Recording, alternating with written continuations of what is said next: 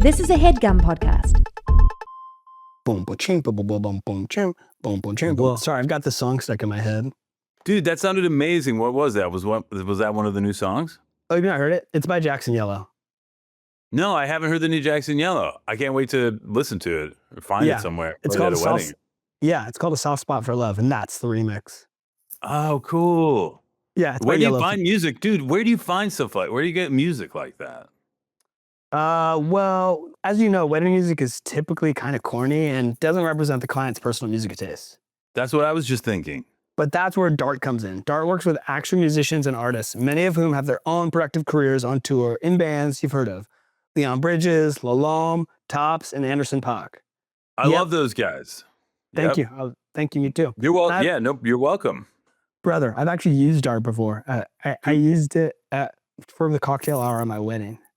I've played darts before, but I haven't used Dart. They're not the same thing, are they? Well, the only thing that they have similar is that you're really going to get a bullseye with Dart. Amazing. No problem. Dart DJ. And also, because Dart DJs use vinyl and are cool in the way that your peers would be, not like a dated Carnival Cruise performer. Because, like, no offense to dated Carnival Cruise performers, but like, I don't want you I want you playing music at my event. Yeah. They even have in-house stylists to make sure all the personnel look the way you want them to look. Yeah, on the day. And it's always a bullseye. That's a huge relief. I Dart's heard for people who actually like music. I heard that. I heard that. Yeah, just like I heard the sweet music that the Dart DJs are playing. Well, we have a vast knowledge base of music. We understand the dynamics of an event and know how to find that perfect balance between cool and relatable. Dart's performers are a reflection of their clients, often sharing the same nostalgia, age range, and can relate directly to their clients. Dude, I love nostalgia. Do you remember old school stuff? Oh yeah, the stuff that we grew up on from when we were kids or something. And we remember Not exactly. Hearing. More old school stuff. Keep going. Okay. Well, Dart is an engine for fair wages and payment for musicians, real musicians in the real industry. Yeah. They offer everything from a single DJ.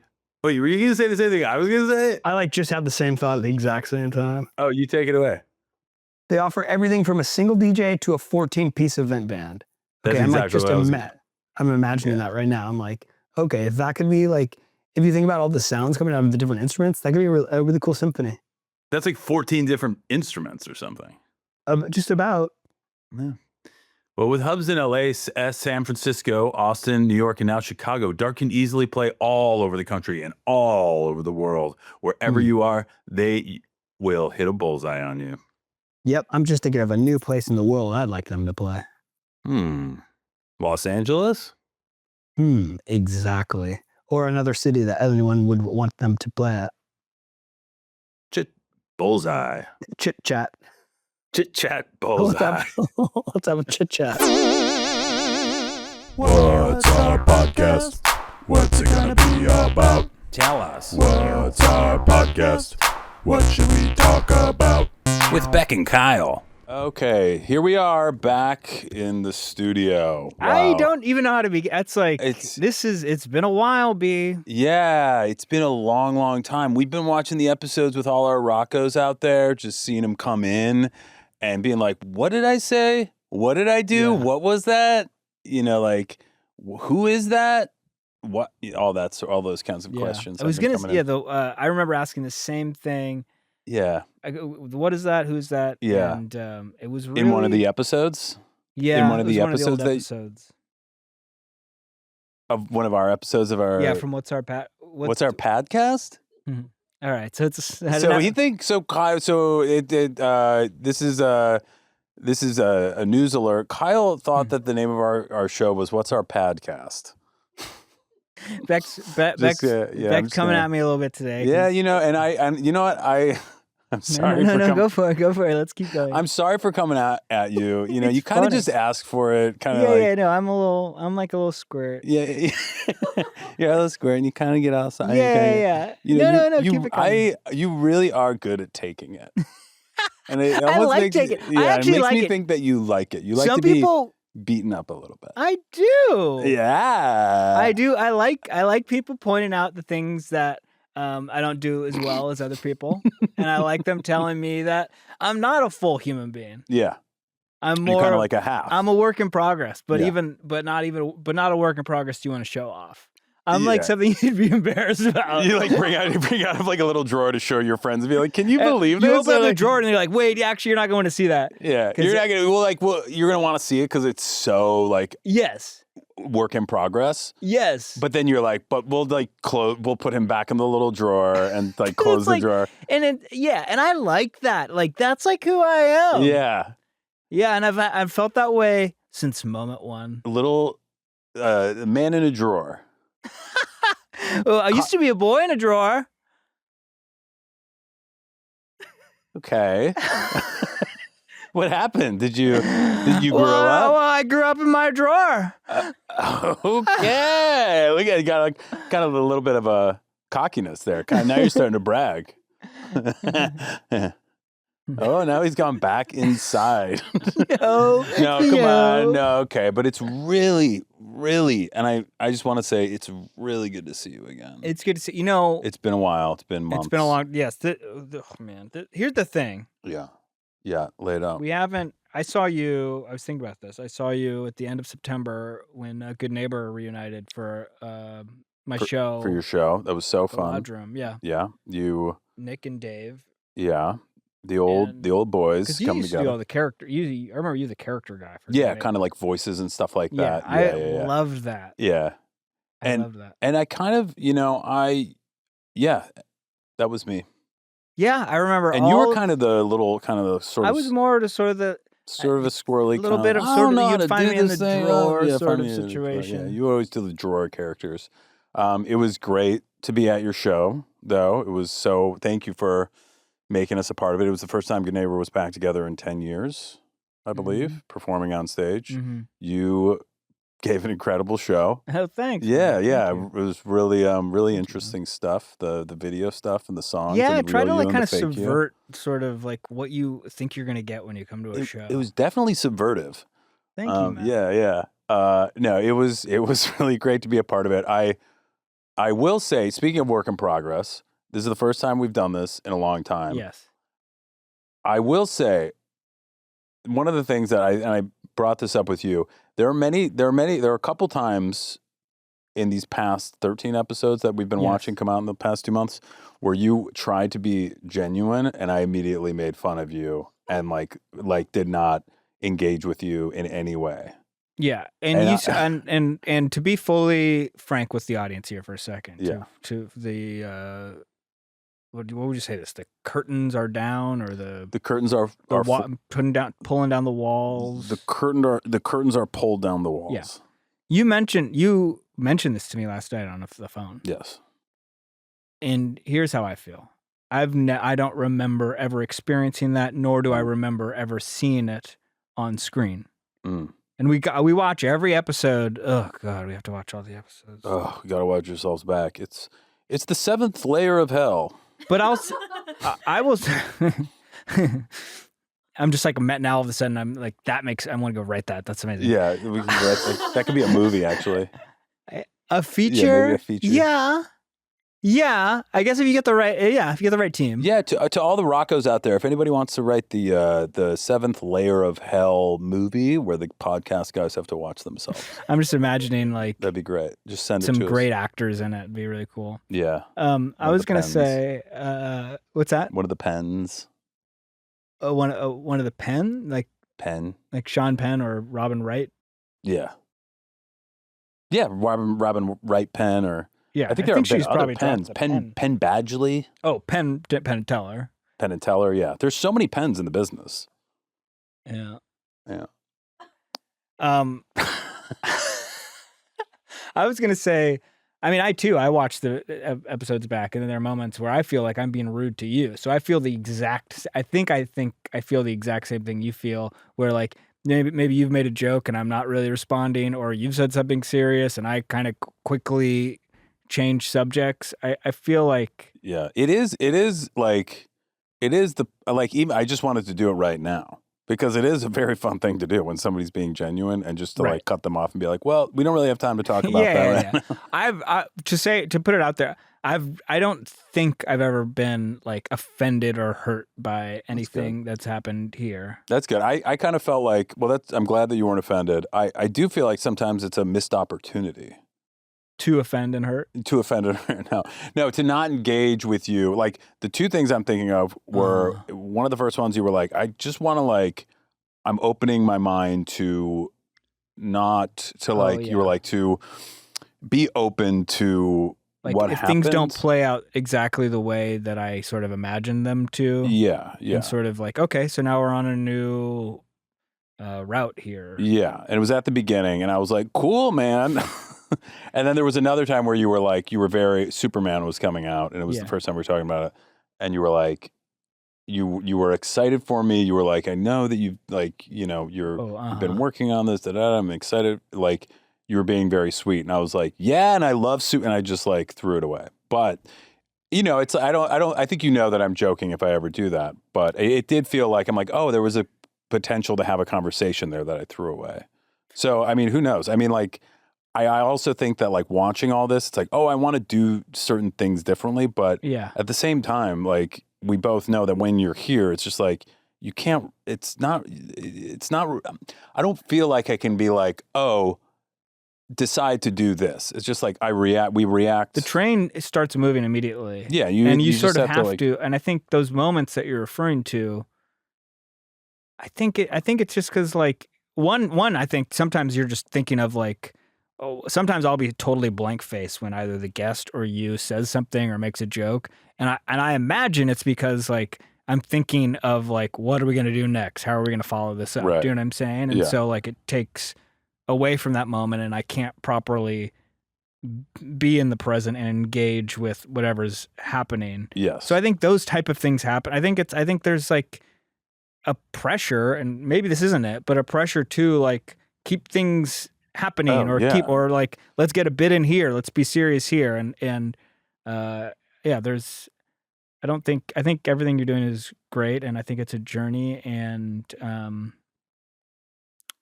I can't believe we're here. You know what I mean? And like, it's like, I think about, cause I remember freshman year of college, fall.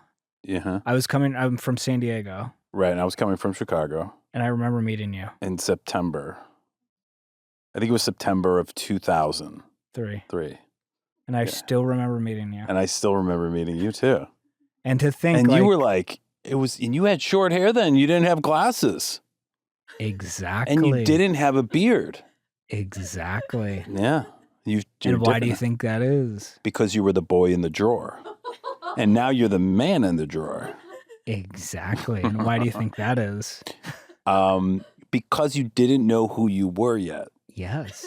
Mm-hmm. And then why do you think that is? Because you hadn't met me yet.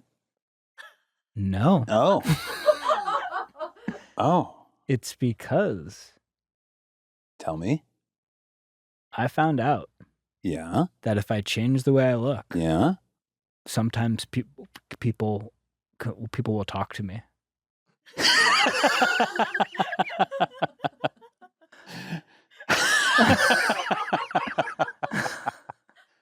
Wow, this is huge. Yeah. So you grew your hair long so and nobody was soul. Nobody was talking to you. No. I talked to you. Yes, but if you've noticed, you talk to me a little more because now we have the podcast. Yeah. Then we did the Good Neighbor. We had the Saturday Night Live. Right. There's been a lot more talking since I changed the way I look. That's true. I don't think you would have had any sort of career if you kept your hair short and didn't have glasses and didn't occasionally have a beard. Exactly. Yeah. I mean, well, it's incredible branding and you're always. It's fake. Yeah. No, I know. It's all for them. Yeah. This is not how I feel. This is not what I want to. Your face is not how you feel? No. How do you feel? If your face represented how you felt on the inside, actually, what would your face look like? Very thick eyebrows. Okay. Very thick eyebrows, wide mouth. Very wide mouth. Okay, coming up the cheeks, kind of. I mean, just kind of like, yeah. Very wide mouth. Very thick eyebrows. hair up up all like hair In every crack and crevice or what? like So like, oh my gosh, I'm thinking of from Back to the Future, the doctor. Doc Brown. No, was there a medical doctor in that film? No, Doc Brown is Not the inventor. Was there some? Is there another doctor in? Yes. Oh, like a medical doctor? Was there? No. I might be don't confusing think- with another old school movie. Yeah, maybe Harry and the Hendersons. Maybe. Okay, well, cool. Wait. Okay. We can revisit that. Oh, but yes, this is our podcast. We didn't tell them what it was. What's our podcast? Where hosted by Beck, Bennett, and Kahan Mooney, where we are trying to figure out what our podcast is, and we bring in guests to help us try to figure it out. That's right. And should we go into it, or are we doing other stuff? Well, wait. Okay.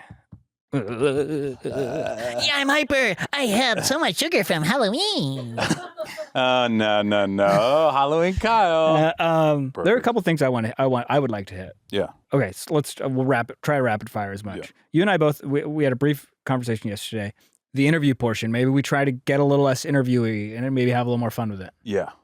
Yeah, I think so. I mean, still ask great questions. Yeah. You ask great questions. I hear you though. Yeah. It gets lengthy. Yeah, and we're not trying to. People want to know. We're not trying to crack the code of the freaking we're not trying to crack the crack code. I'm just waiting for code. this. I was like, "What? Where is he going with this?" But he didn't. Really, I was done. I was just kind of finishing it. He had nowhere to go with it. He's just trying to crack the code. He should have stopped. He shouldn't have said anything. Yeah. No, that is how I feel. I know. I shouldn't have said anything, but we have to talk. That's what this thing is. It's a podcast. When we started the episode, I was like, "Oh, I don't know." We haven't recorded an episode since when? Beginning of August. August. It takes time to get back into it. Like this, getting into it when we first started was uncomfortable for me. Yeah, and I came in being like, "Oh, I just relax more." But then, hey, that's just not who I am. I don't think I just have to freak out a little bit. And just say whatever. Yeah. Yes, absolutely. Yes. And here's the thing we've never really talked about. Maybe I saw it mentioned once on an episode. Yeah. The clips. The clips. You gotta have a clip. You gotta have a clip. You gotta have a clip on Instagram. And so now we're gonna be hyper. Like, don't you think you're gonna be hyper aware? Like, this could.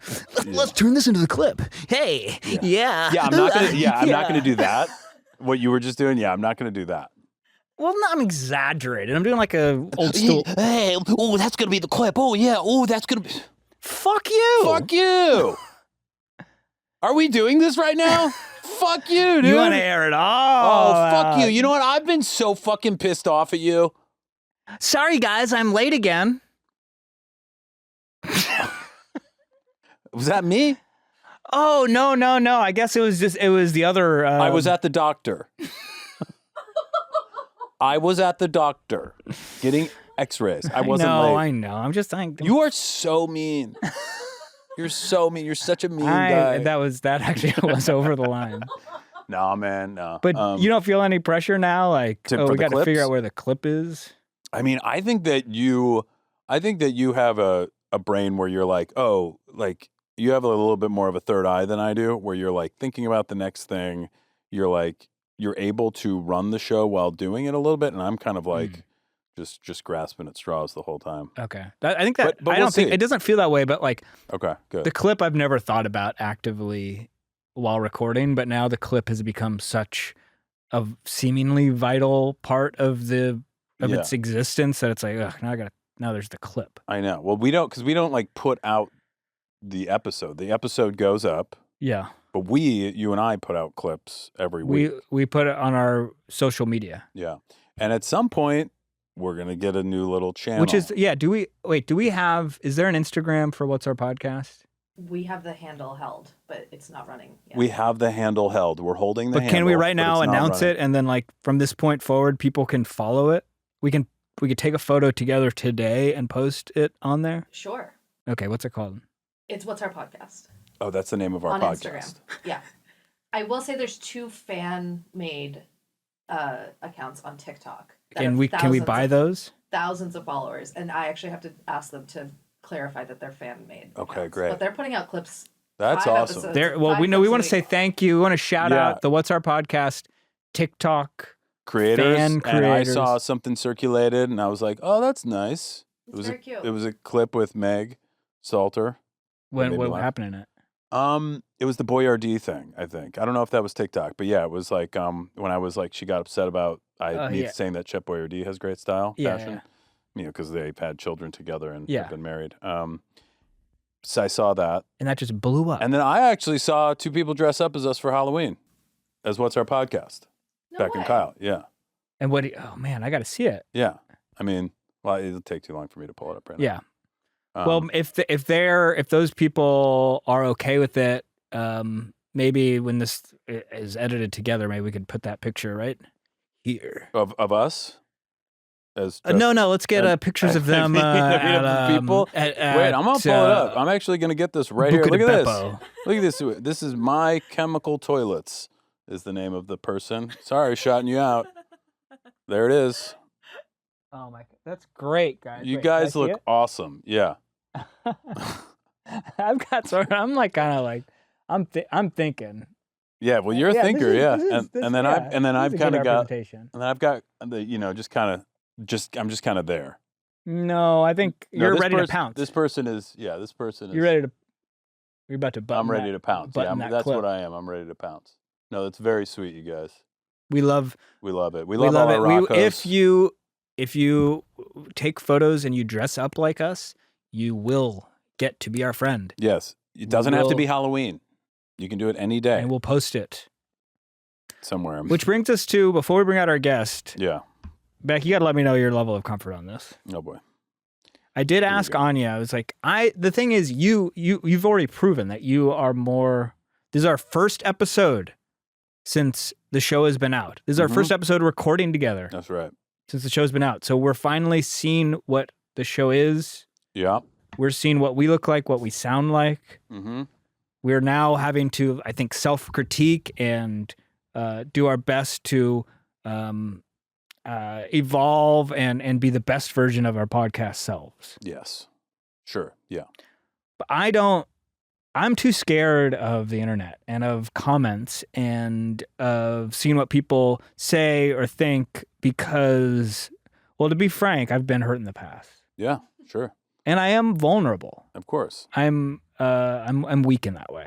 I mean, I think we all are to some. I don't want to. What I just did, I don't want to do, is you say something about yourself, and then I say, "Yeah, me too, everybody." So okay, you're weak, you're vulnerable in that way. It doesn't that okay. I hear what you're going for, but Yeah. I think it's fair to say that a lot of people are. Yes. Yes. I think though, when somebody tells me about an experience, I'll be like, "Yeah, well, me too," and the person will often be like, "Yeah, but I'm telling you about myself." Sure. So I try not. to hear you. Yeah. But yeah, it is really hard to read those things, and often you're looking for some sort of truth or like some indication that you're on the right path. And even if people like it, like you'll be like, okay, great. That doesn't do anything necessarily positive, but the negative things stick out, I think. more. Absolutely. So Yeah, I remember like when we would put out YouTube videos, I would like overwhelming amount of positive comments, and then there would be the one comment where it's like Kyle doesn't seem like himself anymore, and then all of a sudden it'd be which like, is the worst thing. that's that you right, could- I'm not me anymore. Like Yeah, it would just yeah. like throw me into an existential crisis. Yeah, yeah. But Anya, you our P. What's our email? What's our P? What's our P? What's our P at Gmail? Has anyone What- emailed that? Yeah, people are emailing because you guys asked for an edit of one of your episodes, and we got a lot of like fan made Oh wow. edits. Someone wrote a screenplay. Really? Yeah, I think we should review that separately. I would. Okay. I feel like we could do like a whole episode of going That's through what I'm that saying. stuff. I think we should do an episode where we're going over our Rocco's content and Yeah. feedback. Our guest is ready to come in. Yeah. Okay. We got an guest amazing guest. I think he's out there right now, and he's got to come in here. You know him from Saturday Night Live. You know him from Hiking with Kevin Nealon. Ladies and gentlemen, give it up for Kevin Nealon. Wow. Aura frames are the perfect gift when all they want for Christmas is you. That's right. What's something your parents or grandparents always say to you? Why is it? I don't like you. Yeah. You're the weird one. You're my weirdest one. So, which is exactly why you want to give them something really nice, like an aura frame. Preload photos before it ships. Ooh, keep adding them from anywhere, anytime. Every frame comes packaged in a premium gift box with no price tag. Ooh. You can't wrap B. Yeah. You can't wrap togetherness, but you can frame it. Dude, K, you nailed it, dude. By the way, I got a big box of Aura right here. I got a big box of Aura right in front of me, too. Whoa, look at that thing. Oh my gosh, there's a baby on the back. And the little 2 kids on it. And there's kids on the front. I would almost get this just for the box. And also, if you're just into cars and you don't have any kids or family, you can just load this thing with pictures of your favorite cars. Oh, I'm just imagining my favorite car picture framed up. Porsches, Ooh, a nice Lamborghinis, a big red pepperoni. Yeah, I love a pepperoni. For a limited time, visit auraframes.com and get $35 off. Aura's best-selling Carver matte frames. What? Named #1 by Wirecutter. Yes. By using promo code OURPODCAST at checkout. That's AURAFrames.com. Promo code OURPODCAST. Rushing it, dude. Thanks, Beck. This exclusive Black Friday Cyber Monday deal Yeah. is their best of the year. Ooh. So order now before it ends. Support the show by mentioning us at checkout. Mention us at checkout. Terms and conditions apply. Yeah. Yo, Kyle, what's going down, dude? Nothing. I'm just walking from one place to another. Perfect. Today's episode is brought to you by Alma. Let's be honest, working on your mental health is hard enough. Finding the right therapist shouldn't be. That's where Alma comes in. Alma, spelled ALMA, makes it simple to find a licensed in-network therapist who really gets you. You can browse their directory, no count needed, and filter by what matters to you. Race, gender, specialty, therapy style, and more. And this just isn't about convenience. It's about real connection. 97% of people. I want to say for the record, I like all races, all genders, all specialties, all therapy styles, and more. Yeah, me too. I like all of them, and I probably would be like, whatever you want. I wouldn't choose any of those. But you can choose your specific one. You can choose, and it's private. Nobody will know. And just so you know, so it's about real connection, whatever you choose. 97% of people who found a therapist through Alma said they felt seen and heard, because when you're struggling, a real person can make all the difference. Plus, Alma helps you find therapists who accept your insurance, so care is actually affordable. On average, people save 80% on the cost of therapy when using insurance, helping to reduce the financial stress and strain so you can focus on what matters. And yes, therapy helps a lot. Take it from me. I've been in therapy for a while. I don't need to be anymore. Sometimes I just check in just to kind of do a little maintenance. Yeah, you knew you me before therapy. I knew you before therapy too. And Kyle, I'm glad we found therapy, dude, because we would not be here today without it. Well, it's made us better. Yeah, it's made us better. better. Exactly. And probably made us who we are.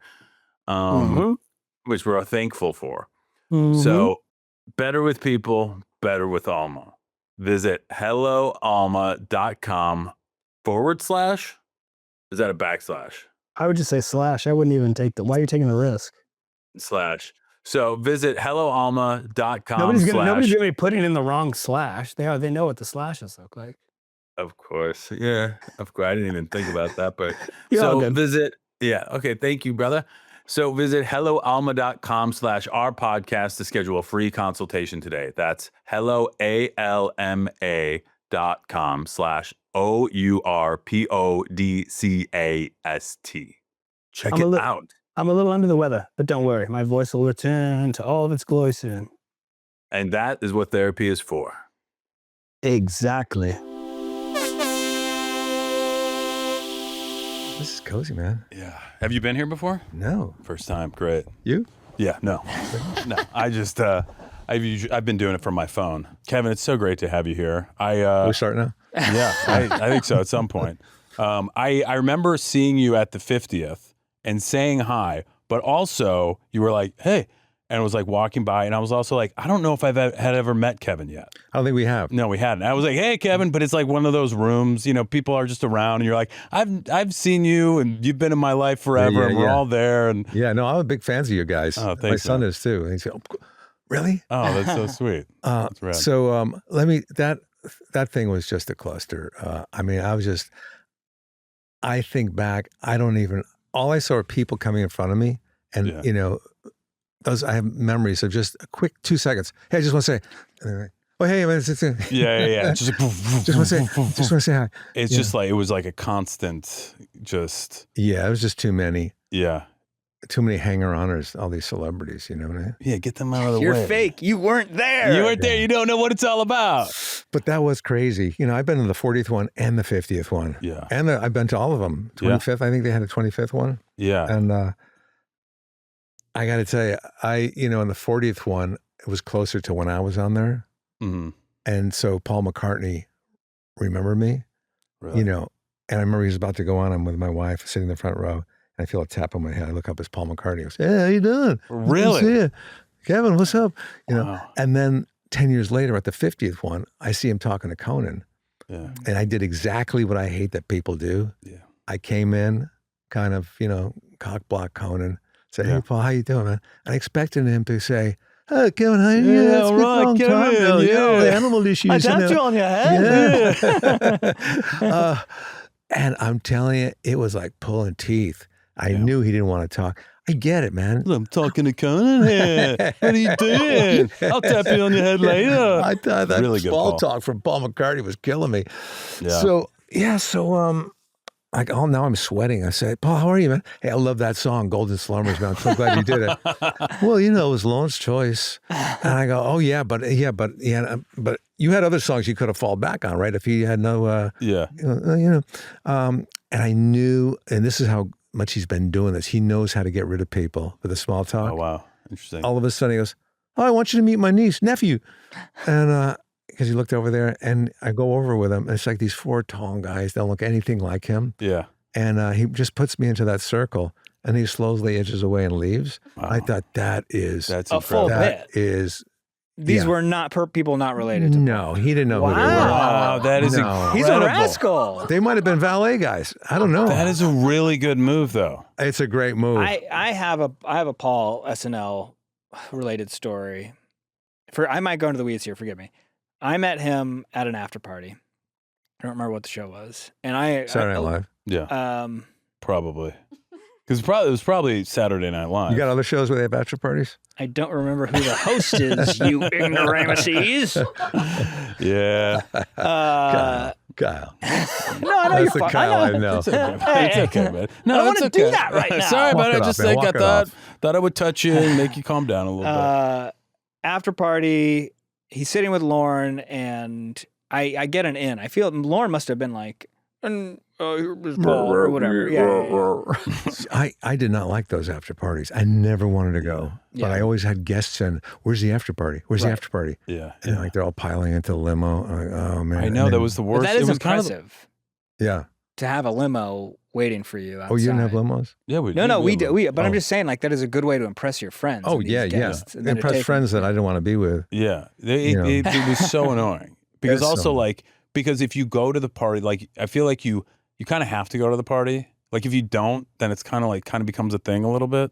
They're kind of like, you okay? I always felt like if I was upset or like not into it, like I was just like, oh, you have to be a part of this. You have to go. Yeah. And then if you go to the after party by yourself, and everybody has their tables with their friends, then you feel bad. Yeah. It's like, how do you do it in a way where you're like not just entertaining a group of random people every week, but you're going and having fun and taking part in it? Yeah, it was always. And I always sort of wonder, like, does anyone want to hear my Paul McCartney story, or is it sort of like we just don't want to talk about it? I don't know. Do you want to Before hear you get the into Paul that, let McCartney me just story? piggyback Yeah. on what Beck said. I also did not like doing the good nights at the yeah. end. I would hide. It's never It comfortable. felt so awkward for me to be out there, and then some people are fighting to be in the front. Yeah. I'm like way in the back, and I'm always hiding in Marcy Klein. I don't know if she was there when you were there, She wasn't, no. but she would, she's Lauren's assistant. She would always find me wherever I was. Lauren wants you out on the stage. Lauren wants you out on the stage. Yeah. Did you have somebody on stage though that like, oh, I'm gonna go hang out with this? Was there somebody you could sort of Not really. commiserate with? No, everybody was like just focused on the host, and I'm in the back going, I just want to go home. I don't want to go to the after party. I want to go home. I had a sketch in the beginning. Can I go home now? Yeah. No, I And feel also that. the parties back afterwards. Yeah, you would sit at tables with your guests. It wasn't even a party, and they'd all be gawking at everybody. Yeah. And you're looking at your watch, Right. and then you pay for it at the end. Yeah. And there'd be like different like agents or managers or Yeah. people trying to like talk to you. But it is like a lot of pressure and you're exhausted and like, It's a long Paul McCartney story. I don't even think if it's worth Just it. one other thing, real Kyle, quick before we go to you- Paul. Yeah. One Kevin other has something thing, to say. very yeah. quickly. Yeah. Talk about being alone there, how awkward it was. Yeah. I saw Robert Downey Jr. was there. Oh, yeah, he's great. once, and he was just hanging by the stairs with nobody. I felt bad for him. Yeah. But anyway, When was this? Wait, that's you a- saw this is that's back a in the good 1900s. so this is a good story. You saw Robert Downey Jr. Yeah, hanging out by a stairway. yeah. And you He felt made bad such for a him. big comeback. I felt with badly the for him. Iron So Man that's so movie, much as I better than the recall. Paul McCartney story. Well, let me feel like. finish. Yeah. No. It's not over yet. He's not done with the. I'm He listening to the brings story. me I out like the story. So I the listen to valet the guys, story. you got to meet these guys, and he leaves me. Kyle, I heard you have a Paul McCartney story. I mean, good luck after that story. I don't know if. Follow that. Yeah, let's see it. Okay, we're all Okay. we're ready All right, for your Paul okay, McCartney let me story. really try This to is the present Paul this. McCartney from the Okay. Beatles, right? Oh, the feet are up. Kyle's feet are up. He's playing a little boy. Yeah. I'm liking it so far. Fair to say that almost everybody is going to be. So many people are Beatles fans, and Yeah. you're going to be intimidated talking to Totally. Paul McCartney, right? Yeah, This is probably my only chance in life to talk to Paul McCartney, potentially. sure. For a moment, he's going to be audience to me, or I will be audience to him, or we'll have some sort of There'll be eye contact. interaction. Yeah. And I say, Paul, such a big fan. Oh, yeah. Well, thank you. And I got to ask you, there's this story about how you and John Lennon were watching an episode of Saturday Night Live in the 70s and thought about it was the episode where Lauren does the bit about like I'll Offering pay money. you Yeah. whatever Right. $3,000 to come down here and reunite. And the lore is that they actually considered it and they were Yeah. in New York together, but for some reason they just ended up. I think Not they got going. too stoned or something. Yeah. Yeah. Yeah, but yeah. But there was a VH1 made-for-TV movie about this called The Two of Us that aired in probably the year 2000 or Yeah. 2001 or something like that. Very obscure movie that I watched part of when I was probably 15 or 16 years old. And my moment with Paul McCartney was like, "Did you ever see that VH1 movie, The Two of Us?" I was like, "No." I was like, Okay. It's about you. it's about the SNL show. But by the way, incredible work you've done. That's such, dude. That is an awesome Paul McCartney story. That's it. That's it. That's it. What do you mean that? There's I got love to it. be Just something. like There's that. got to I be love it. something else there. Don't Like, ruin it. Don't ain't try the- to What do you mean add that's on to it? it. I mean, is that this whole story? Like you said, do you remember this movie? And he said no, and then you're like, all right. What did Yeah, you do but- later that night? No, that thought it was interesting that I asked him about The Two of Us. That is a good reference. I asked nothing. I just said, "Did you?" That was a good song you picked right Yeah. there. And But- that was a good performance. But I will tell was you, I incredible. don't know if I could beat that story. Yeah. But as I was looking at him at the 50th, I'm looking at his lips, thinking, "Those are the lips where all the songs came out of Penny Lane, Twist and Shout, all right there. Those lips and that tongue that's flapping. That was that was the origin. I've never heard it put that way about the lips and tongue and mouth of an incredible musician. I would love to kiss that. I'm now staring I at would, your love, lips. I would love I to don't look kiss at a lips. legendary mouth like that. That would be so cool, I would like to kiss him. right? Don't you think that'd be awesome? That would be You want amazing. to kiss Paul McCartney. Yeah, just a little. It's like one of those. Yeah, I mean, come on. Like if you had the chance, if And Paul was ladies like, and you gentlemen, want a little kiss? Kevin Nealon is on the show. What is going through your brain right now? I'm talking man? about it's Kevin's idea, dude. He's like, kiss. Well, don't you want to I kiss know you were these saying that lips of you were these saying that guys? the songs came out of them. Yeah, you want to kiss that? I want to kiss him, and also I want to kiss I want him. his tongue to be working the lyrics of yesterday as I'm kissing him, up and down, like the beat of it. Not singing it, but Yeah, Oh, yeah. the beat of it, like just playing. That would be tough. I was talking to Fred Armisen once, no, several times, yeah. and I said, "Fred, do you take massages?" He goes, "No, I've never had a." I said, "You would never do it?" No, it makes me uncomfortable. And he's a Beatle fan. I said, "What if it were the Beatles or just Paul McCartney drumming on your back, different Beatles songs. Like a soft kind of pitter patter. Yesterday. You can start with Yesterday, something soft, and then get into, Day in the Life or whatever, He goes, oh, I might do that. Yeah. So I immediately called Paul. Yeah. Oh, so now you have his phone number. Not Paul McCartney. A different Paul. Different Paul. Yeah. Paul Mooney used to write for Richard Pryor. Yeah. Yeah. People love that to do that when they, you in relation to Paul Mooney. When Yeah. I don't have. You don't have any relation to him? That was a good story. No, Kyle, you have great stories. I guess I don't know what a good story is and a bad story is. Look, I don't have I see any what's going stories on yet. here. I see the chemistry between you two. What You're is the it? whipping boy. Yeah. And you got the whip. A little bit sometimes. We were talking about this before you came on, how Kyle likes to take it a little bit. He's very good at taking it. He enjoys it. Yeah. No, it's not even like that. But honestly, I think that's just a facade. Kyle actually has the whip. Kyle has the whip. Is that true? And he likes to just rip me apart. I'm not gonna say anything. I will not give away my secret, Kevin. We do have a rapport, but I've known this guy for a very long time, and we've probably evolved. Yeah, it really has. It goes back and forth. Where are you up and from, down Beck? all over the place. I am from Wilmette, Illinois, north suburb of Chicago. Okay. Yeah. You're from, and I saw Bridgeport, Connecticut. Yeah. I saw some time in San Diego.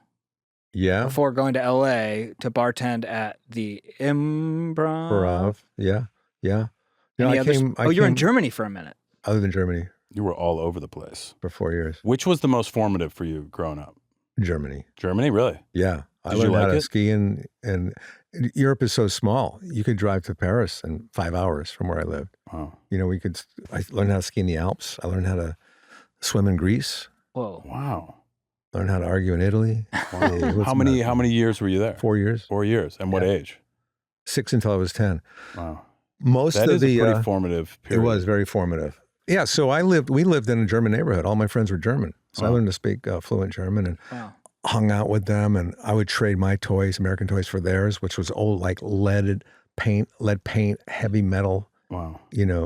soldiers or whatever. Yeah. And I would even go, I remember going, and to this day I remember it. So I wasn't young enough where I wouldn't think anything of it. Yeah. I went to one of my friends' homes, and in the middle of the living room, there was a glass, those glass aquariums that have the scene inside, and it was a ocean with all these U-boats on it and stuff, because the father was in the Nazi Navy. Oh, damn. Wow. Yeah. Take a break. We'll be right back. That's tight. Do you can you remember any German language? Yeah. Yeah. Do you mind saying something to us? Ich kann ein bisschen Deutsch sprechen, aber nicht so viel. Verstehst du das? Can I guess what you said? Yeah. Have you seen the VH1 movie The Other Two? You're correct. Das ist gut. So you're fluent? I was fluent. Yeah. But when I came back here, they didn't teach German in the schools. Yeah. And I took French.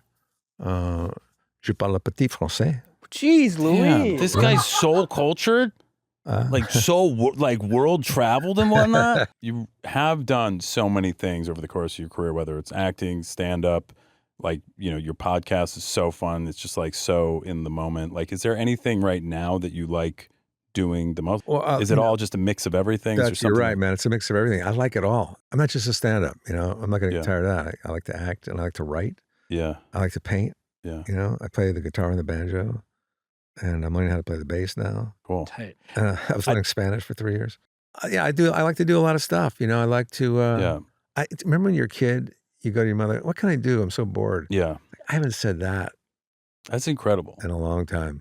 I mean, and I just not knowing you and just seeing your career and seeing you from afar, you also have just such a pleasant personality. I feel like I see you and I'm like, it seems like he's having fun and just enjoying doing stuff and just a nice vibe about you, and it's the way you approach what you do, I a wanna curiosity. Say, I disagree. It's more of a serial killer. Kind of a loner. Kind of suspicious. Is that? It seems like that comes naturally to you, or is that after SNL, did you kind of have to go I developed We that? also I'm not trying to piggyback on that, but you also are the feeling the flow guy. I feel like mean, that that is is feeling the flow. a You little are bit. feeling the flow. Yeah. So I guess that's like, were you maybe, what's it called? Typecast for feeling the flow because you feel the flow in your life. Maybe. I don't know. Yeah. I don't know how I'm casted, but I do feel that way in general. I like to be nice to people. Yeah. I think some of the best compliments I've got, like what's the best compliment you got for your work? Someone come up to you ever and say something nice? No. I mean, for my work specifically, yeah, I don't. Or for your heroic efforts? I feel like I feel very fortunate. I think people have said a lot. I feel like I'm constantly being like, "Oh, dude, you're the best. You're like amazing. Yeah. Incredible." You get that a lot. No, Because but you're I think talented. You're talented. Thank you, Kevin. No, but I do. I mean, I think always I think the stuff that is incredibly powerful is somebody's like, you helped me through something that was Yes. Yeah, definitely. Yes. Yeah. Totally, man. Yeah. You too, Beck? Yeah, I would say that. And I mean, like, honestly, like, there are so many compliments about the work or what I might bring to it. But the biggest compliment is when somebody's like, you were great to work with, or thank you for being nice to me, honestly. Like, in the midst of all that, those actually stand out to me a lot. Yeah. Sometimes people tell me stuff that were really nice things that I did, and I don't remember it. Yeah. And it's hard to believe. I know. Did that. That kind of, like, that happened to me recently. I was like, really? Yeah. Like, I was probably just, like, trying to talk to you, and, like, that stood out as very nice or something. Yeah. And then it can be surprising. I ran into a woman the other night. She used to work for Lauren. Her name was Laura. And she came to see my show in Santa Monica. And she said, "You were always so nice. You did such and such." And then I remember I was on the train in the subway, and some people were asking me how to get somewhere. I didn't know how to get there. And then you showed up and you said, "Come on, I'll take you there." I said, "Really? Really?" But you're right about the people saying you helped me get through stuff. I was in a plane watching a movie, and it was so sad. And I was so choked up at the end. And this woman comes up and she kneels in front of me. She comes back from Coach. And she goes, "I just want you to know that," now remember, I'm already choked up about the movie. She goes, "I want you to know that you helped on the show Weeds, you helped my girlfriend who was struggling with cancer get through her cancer. And I'll always be thankful to you for that." Oh. I couldn't even talk to her. I'm going, "Thanks." Because, the movie and that. And you're like, oh, boy. Yeah. Yeah. Something about the That's sweet. elevation too, generally, like when Elevation. you're like, And I'm tall too, yeah. So. that. So you're always crying. You're Yeah. always crying. But the other best one I remember is I was coming out of LAX, and this guy passed me. He goes, "Hey man, thanks for being part of pop culture." Never heard that before. Oh, wow. Me and Andy Warhol, man. Thanks for contributing to just the culture in general. Yeah. Thanks for being That's a face in the cool. mix, man. Yeah. Thanks for being a part of everything. Yeah, that's kind of That is really nice. cool. Yeah, Thanks for yeah. being a part of pop culture. Hey, But man, it what you did does- for pop culture, yeah, that's cool. It is nice though. I mean, you really have to accept it. I've learned how to say just thank you. Mhm. Yeah, And some people got it right. They'll come by, "Love your work, man," and then go on. The That's so best. nice. It's Or the they come best up to you when you're eating. This is the worst. "Hey, I don't want to bother you while you're eating, but Right, can I right. Yeah, have yeah. a picture with you?" And I used to Very get opposite in New ends of the York all the spectrum. time, and like saying this, like what an amazing position to be in, and I feel incredibly blessed that we are in circumstances where persons come up to us and say Yeah. nice things. But I remember when I was at the show, a lot of times it would be like, and maybe I've said this before on this show, but crossing the street, I would be like in the middle of the street, and somebody would stop me like, "Hey, Kyle," right? And it's like, I actually think this is dangerous if we have this conversation. I in the do middle want to keep moving of just like to, a New just York to City not die right thoroughfare. now. Yeah. I was crossing Broadway once, and this car, I heard these screeching thing, and this car was like, it was Bill Murray trying to pretend he was going to hit me, but he cut some other car off, and he almost got into an accident. Oh my God. And I said, "Not so funny now, is it?" And there was another time I was on an elliptical machine at some gym, and Chris Farley's brother, Kevin Farley, I think, Yeah. he pretended to do a pratfall in front of me, and he really hurt his back. Oof. Yeah. There's nothing worse than like, the bit fully very embarrassing. Yes, yeah. When that happens. collapsing and you making a fool of But yourself. when it in some way or works, another. it's great. That's why you got to keep trying, no You matter keep throwing what. it Just out there, keep man. going. Just keep That is the throwing your body unfortunate around. thing. You do have to keep throwing yourself out there. Yeah. Do you see Lauren lately? Have you seen Lauren? I haven't seen him lately. No. Have you read that book at all? The Lauren book? Which know about it? is there a new one? Oh, it's the big one that just came out about half a year ago. I don't know I about was Lauren. interviewed for it. I bet you were interviewed for it. Yeah, you were interviewed for. I might have been. Did you ever do something you forgot you did? Oh, yeah. Obviously. Yeah, all the time. I've done like 5 films in the last, I don't know, a year and a half, 2 years. And you know, these independent films, you do them and you kind of move on, you kind of forget about it. I was watching TV last month and this trailer comes on for this really scary movie. And I'm like, oh my God, I got to see this. And it cuts to the next scene. I'm in the movie. No way. I'm working in the crystal shop. This is something you've That's done then, awesome. like, Yeah. I remember doing the movie, but I don't remember, I didn't know what the opening scene was or anything, you know? yeah. And I was in it. And I thought, I'm not saying that. What is your relationship to? I was going to ask you when we were talking about old sketches, but material generally. Do you watch your stuff or no? Again, I'll see sketches on SNL. It's been like 35 years since I've been on there, 30 years. Yeah. I don't remember that sketch. Yeah. You know, I don't remember. But you being will there. watch. You're okay to watch yourself perform. I don't like that. Okay. Yeah. I don't like that at I all. don't like that. What you talking about? I don't like that. Don't you bring bring it that up. up. Don't you bring that up up, man. Who want that likes to be- watching themselves? What are you saying? I don't want trying that to to be a start part trouble? of pop culture. You read Wikipedia. You know what I don't like. Yeah.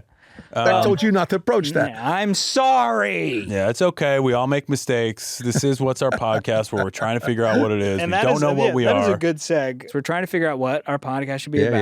yeah. Yeah, And so we we don't know. brought you here today to give us an idea, pitch an idea of what you think our podcast should be about. I like the name of this podcast. What's Our Podcast? Yeah, we're figuring it out every time. And now we're gonna go try out what you think our podcast should be. what do you about. think Do you our- have an idea for what? Well, I was if thinking we- before about like horrible, like early jobs Great. you've had in your life. Yeah. Can you speak to that Yeah. Absolutely. besides SNL? Or like, so what would it be? What would be the name of it? Early jobs? Like Brooks, what is Brooks's podcast? Entry level? Yeah. Our friend Brooks Wheeler. Regrettable jobs. Yeah. Yeah. Bad jobs? Worst jobs. Jobs? First jobs? Steve Jobs. First job. First bad Steve Jobs. Is it should it be the first, should it be your very first job or just generally your worst job? I think jobs you can't forget. Jobs you can't, unforgettable jobs. Yes. Yes. All right, That could be good or bad. Yeah.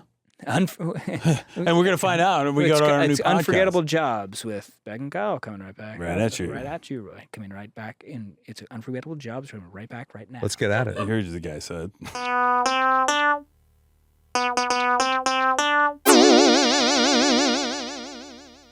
B, the countdown is on. Kyle, the countdown is officially on. It's counting down. Tick tock, tick tock, tick tock. Hey, sorry, my And- voice sounds a little different, doesn't it? Yeah, you sound like you kind of I don't know, like you got like really cute. Yeah, I'm Like like the kinda cutest like a- little guy. I'm a little sick little guy, and all I can drink is my big bottles of water. Big bottles of water and high quality H2O. Yep, I drink both water and H2O. If you really want to get better, please drink both. That's great. Amazing stuff as always. Thank you, Kyle. But look, I do care about your voice and everything, but the countdown is on. Yep, I heard. Because holiday season's officially here. Yep. Uncommon Goods takes the stress out of gifting with thousands of unique, high-quality finds you won't see anywhere else. That's right, but don't wait. The most meaningful gifts get scooped up fast. That means if you wait, you'll have just as good gifts and unique and everything, but they're not going to be as meaningful. So now's the perfect time to cross names off your list. Now, meaningful, that means you're very full of being mean, right? No, Kyle. No, it means it means something to the person you're giving it to, or to you, the gift giver. Like it means something. Like it's important. Like it's not just like a whatever random piece of whatever. I guess that's more meaningful and I guess it's more meaningful. Yeah, you're starting to get it, just like our audience. Uncommon Goods looks for products that are high quality, unique, and often handmade. What? Did you hear that, Kyle? No. In the U.S., handmade in the U.S. Many are crafted by independent artists and small businesses, making every gift feel meaningful. Again, meaningful, not mean, meaningful, and truly one of a kind. Copy that? Yes, copy Dude. that. Are you on a walkie-talkie? Am I? Yeah. Oh, no. It's just it's kind of like that's set language when you use on a film set or something, like a TV set. Oh, cool. Yeah. I remember being on the set of Brigsby Bear. That was a really That's fantastic. awesome. Cool. So Uncommon opportunity. Goods has something for everyone, from moms and dads to kids and teens, from book lovers, history buffs, and diehard football fans to foodies, mixologists for the mixologist in your family, and avid gardeners. You'll find thousands of new gifts ideas that you won't find anywhere else. When you shop at Uncommon Goods, you're supporting artists and small independent businesses. Many of their handcrafted products are made in small batches. So shop now before they sell out this holiday season. And Dude, that's what's... Give me 1 second, sir. All right. Give me I thought one you were moment. done. Yeah. I'm talking about Uncommon Goods. Okay. Did you finish? No, sir. Okay. Keep going. All right. Tell me when I can go. Go ahead. You can go now. And with every purchase you make at Uncommon Goods, they give back $1 to a nonprofit partner of your choice. They've donated more than $3.1 million to date. Dude, that's what's up. So don't wait.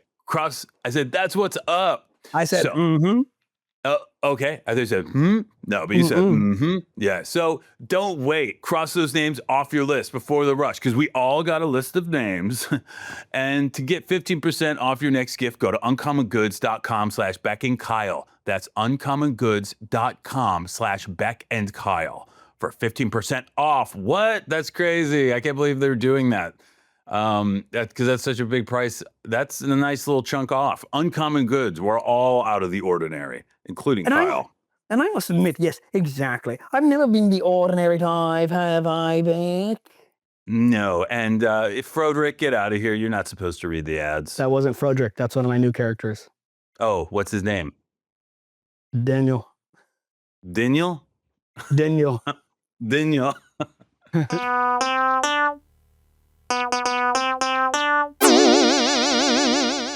What's up, everybody? I'm Kahan Mooney.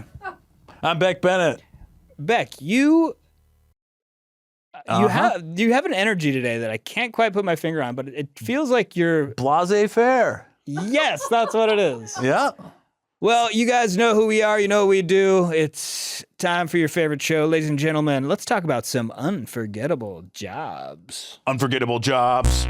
Is our podcast. That's what it's all about. Unforgettable jobs. Is our podcast. That's what we'll talk about. With Beck and Kyle. Yeah. How you been, brother, man? Dude, I've been really, really, really good. I've been running.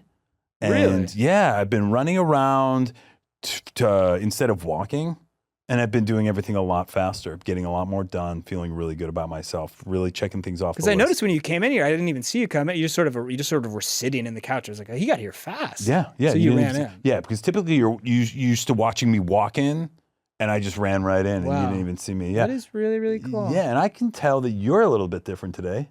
Yes. Do you know what the difference is? You brushed your teeth. I did. Okay, well, then I got it. And we are lucky here on our podcast, Unforgettable Jobs, to have Kevin Nealon with us today. Ladies and gentlemen, thank you for being The here. great Kevin Thank you. Nealon, Hiking Yeah. with Kevin Nealon, Saturday Night Live, With Kevin Nealon? Weeds with Kevin Nealon. Weeds with Kevin Nealon. Happy Gilmore, With Kevin Nealon. Bridgeport, Connecticut, Germany, San Diego, Los Angeles, fluent in German-ish, Yeah. studied Spanish, Yeah. picking up bass guitar. Also, Yeah. All true. hey, and let's not forget the Conspiracy Zone. Wow. Somebody went on Wikipedia. That's right. You know I Big time, did. deep dive. How many seasons was Conspiracy Zone? Two seasons. I think so. Have you ever thought about bringing Conspiracy Zone back? Right now, there are a lot of conspiracies. Well, what are the latest conspiracies? All the stuff. All the stuff that happened. All the stuff that happened. Yeah, you're right. You know, like You're all right. the. I don't even want to put my foot in it, to be honest. I don't even know. Yeah. But I don't think so. I think that's kind of. It wasn't. It didn't fit me well. Yeah. because That's fair. I And that thought- so, but that was a job. it was a job. Yeah. Yeah. But any job in show Forgettable, business is fun. unforgettable. Where in the It wasn't unforgettable, but it wasn't. I've had a lot of most of the jobs I've done are not unforgettable, but there's a few that I would like to forget. Yeah. Yeah. You want to change the name of the show now? We don't do that, Kevin. No. No, we're here to talk about unforgettable jobs, and obviously, as we all know, there are good unforgettable and there's bad unforgettable. Yeah. Yeah, I've had going back to the beginning, I was a dishwasher when I was 16 for a couple of years. And then I got a job as a lifeguard down at the local beach on Long Island Sound. Dishwasher. We talk local restaurant. No, it was a high-rise retirement home. Okay. Huge kitchen, huge. And over the years, lately, I found out that Norman Lear's mother was there. He told me that. Wow. Neil Simon's mother, he put her there. So I may This is have a high end. big time. Did you interface with the residents at all? Well, I lived with a few of them for a while. Oh, that's up on the nice. top floor. You lived there. I lived with them in their room. Oh, well, there's actually 5 of us in one room, bunk beds. Amazing. And That's so sick. those were people who were paying to be there. It was a retirement. Most of them home. paid. I paid for 2 of them. Wow, and you got to My live parents. with them, and you got to bunk with them. I got to live with them and wash their dishes. and dine with them, and occasion change their diapers. Cool. And That is, to me, that is what makes an unforgettable job. honestly, that's what I thought you were talking about when you were talking about doing the dishes. It's a metaphor. It is. It really is. You were a dishwasher. Yeah. Anyway, I did that, and that was horrible because they give you the white outfits to wear with the apron, and I'm washing dishes. Look, don't get it dirty. I'm sending them through. I'm washing pots. To this day, when I wash pots, I tell my son, "See, this is how you do it, man. I used to wash pots. This is the way you do it. Don't worry about getting your hands, in the food. It's okay."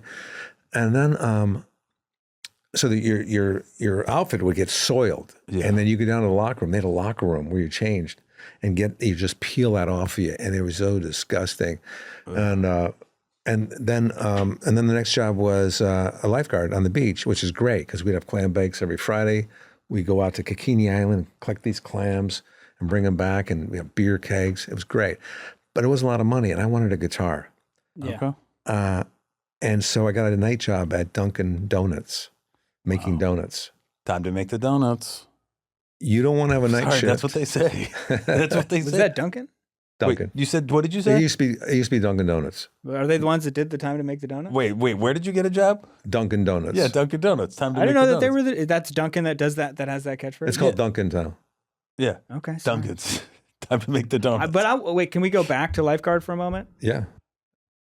So you must have had some sort of training.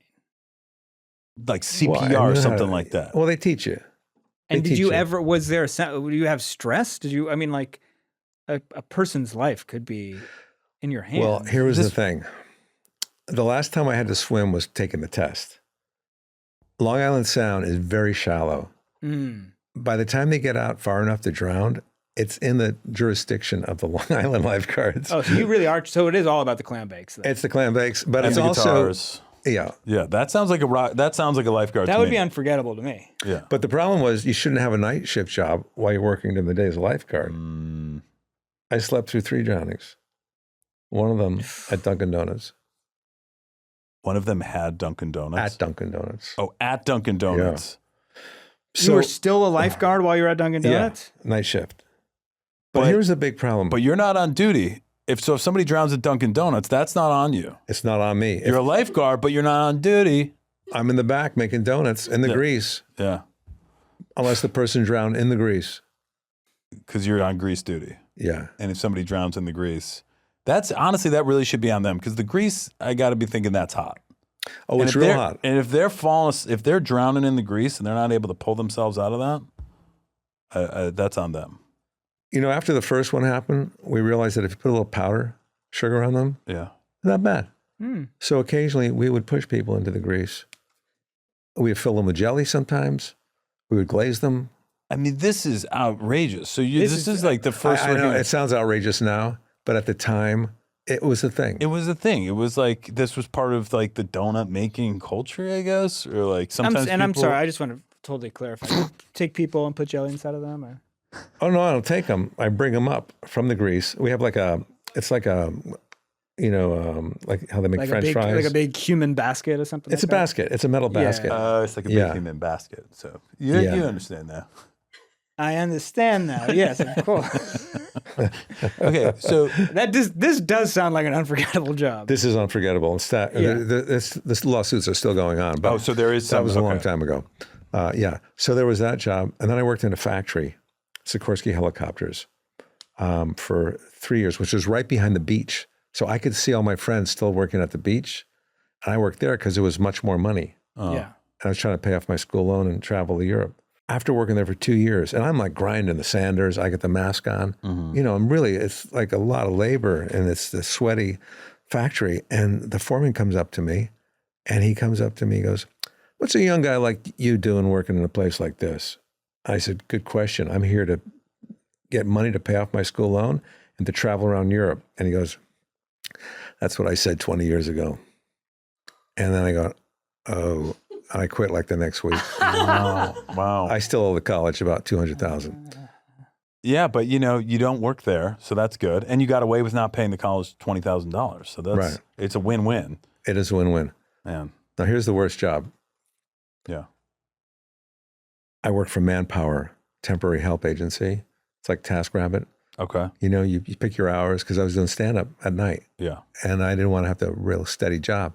So I'd call the night before and say, okay, scraping weeds out of a driveway. Okay, scraping battery acid off of batteries. And, and then I moved to San Diego, and my buddy and I, we got jobs as department store Santa Clauses through Manpower.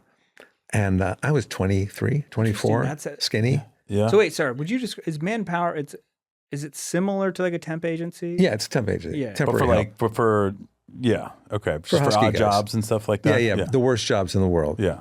The worst ever. And so this comparatively wasn't a bad job being a department store Santa Claus. And the suit was the cheapest Santa Claus suit ever. Yeah. And the beard was cotton.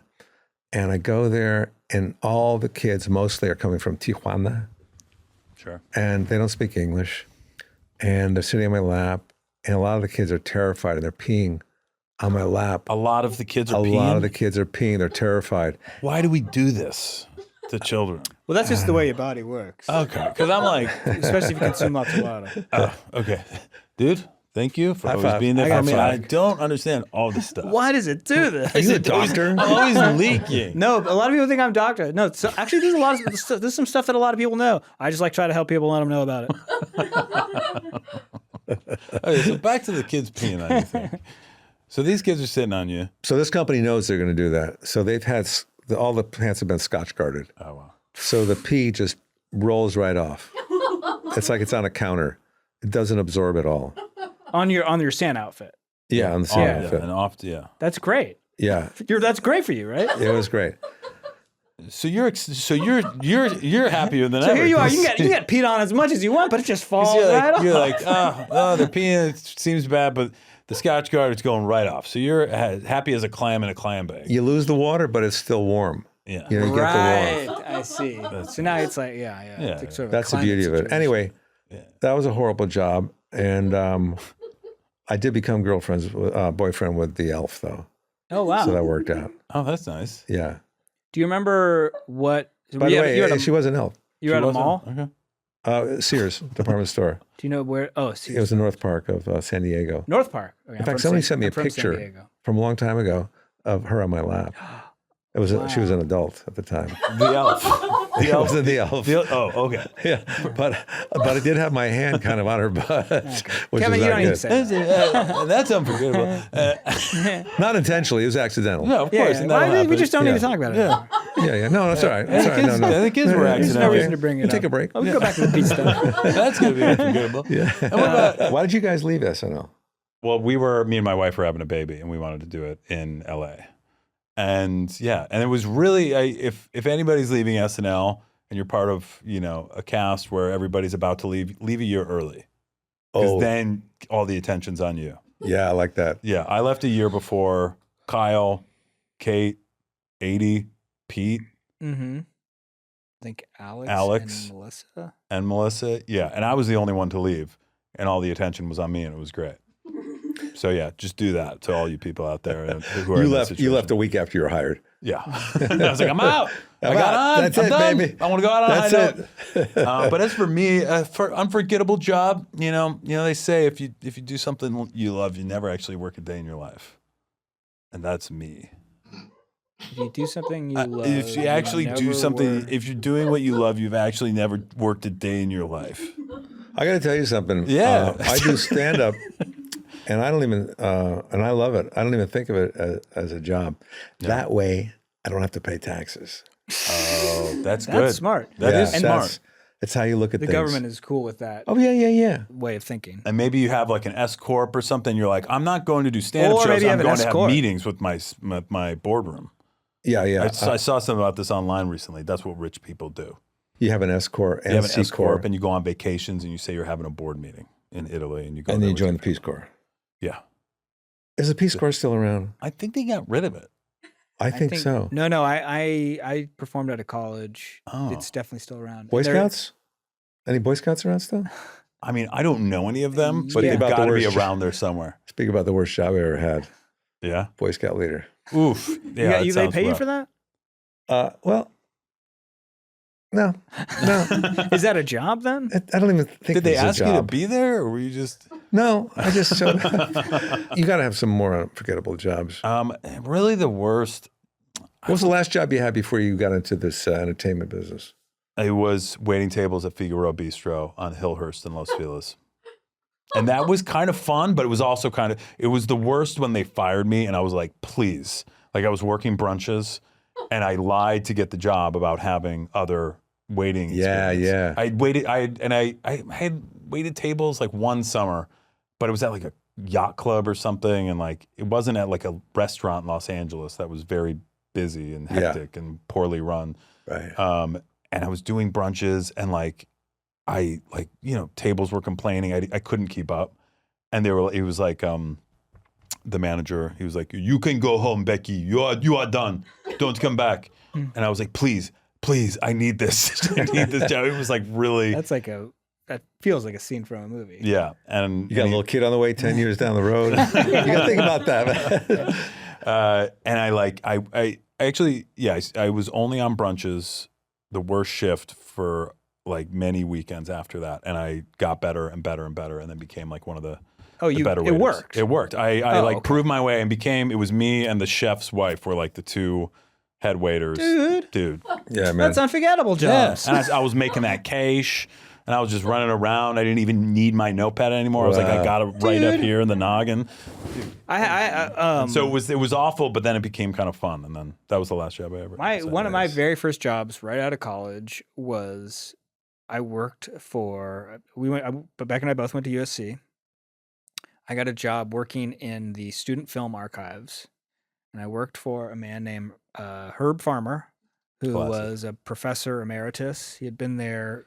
He went to school there in like the 30s or 40s, and he was a very wonderful man. And he oversaw this collection of old movie equipment, cameras and projectors from the beginning of cinema. So from the late, I guess, 19th century through the 20th century. And my very first day, I had one of the most incredible experiences with this man, Herb Farmer, that made it an unforgettable job.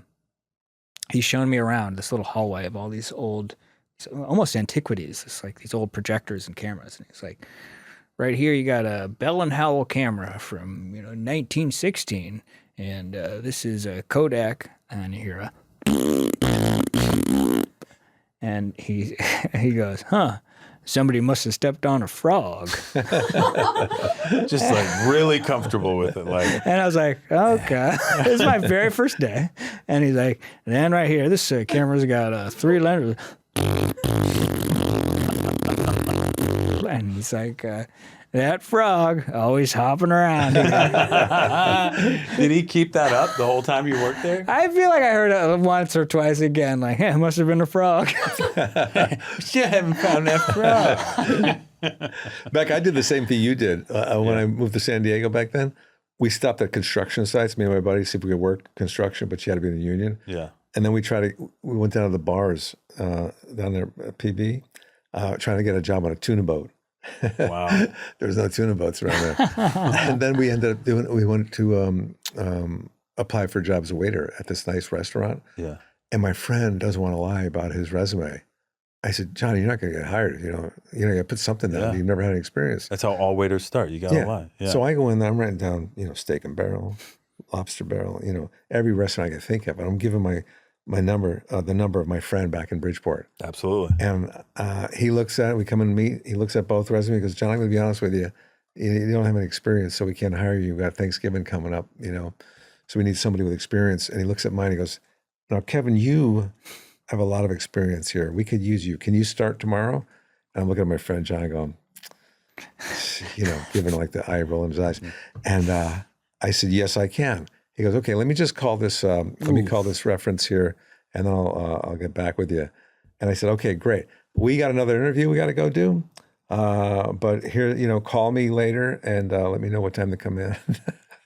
Because that guy, I don't even think it was his number. It was just, a number just to put on there. Yeah. And I went back. I was so scared. I went back to our apartment and the phone was ringing. I wouldn't answer it. But if I answered, he probably would have said, we couldn't get a hold of him, but come on in. We'll start tomorrow. Right. Yeah. But I didn't answer the phone. Yeah. Well, similarly, after my freshman year of college, I decided I wanted to work at Disneyland.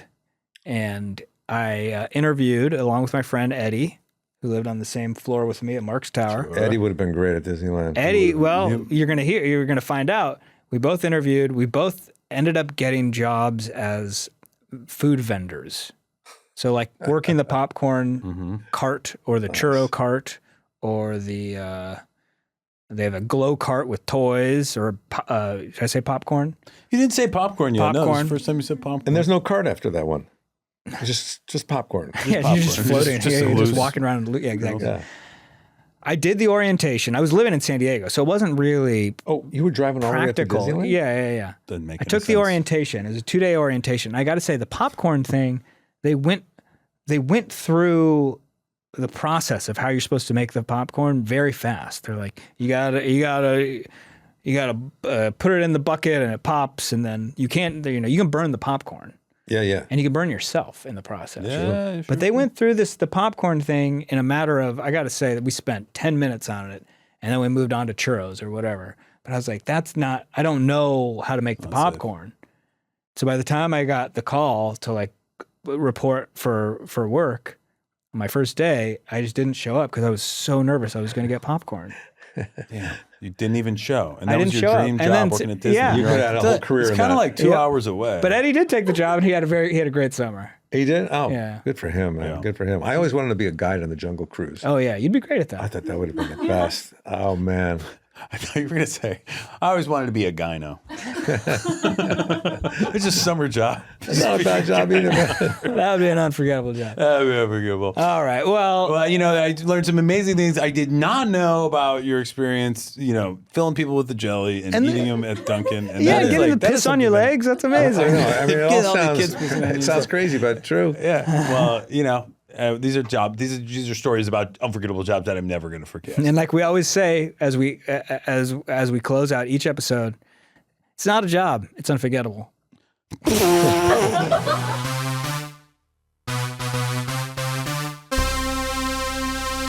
All right, we did it. We did unforgettable. That was a great pitch, and I love this because I feel like I got to learn more about Kevin in the stuff we know him for and we appreciate him for, but now I get to learn a little bit like sort of the before. Do you know what I mean? Yes, absolutely. Because you don't always know about that stuff.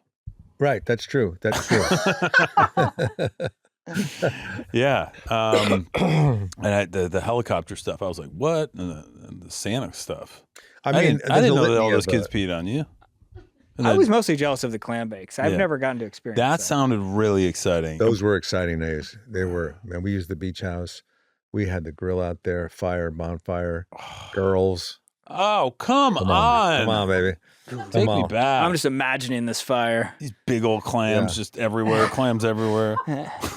Yeah. It was amazing. It was amazing. Well, now we talked about the clams, of course. Yeah, we spent a lot of time talking about the clams. I was going to do a segue into, those were Well, unforgettable. also bad. That's that's how you make your clams when you work a job. Oh, clams. Yeah, the money. Yeah. Yeah. And now there's other stuff that we're doing too. Those were unforgettable jobs in the past. But I'm trying to make a segue about what else is happening in Kevin's What's going on? life Yeah, that he what would you like got? to Yeah, do. I could try it. Yeah. Those are all unforgettable jobs, but I mean, you got a lot of jobs coming up, don't you? Or You must be floating out there right now. You must be making. How much are you making? Oh my this God! year? Sorry, I blew it. You said but you're doing what? you do- 42 weekends a year. Yeah. Performing? In 2 years. He said in 2 years. Oh, It's 48. You must be doing a whole bunch of crap, man. What are you up to? I'll say what's going on. You guys can work on that later. Yeah.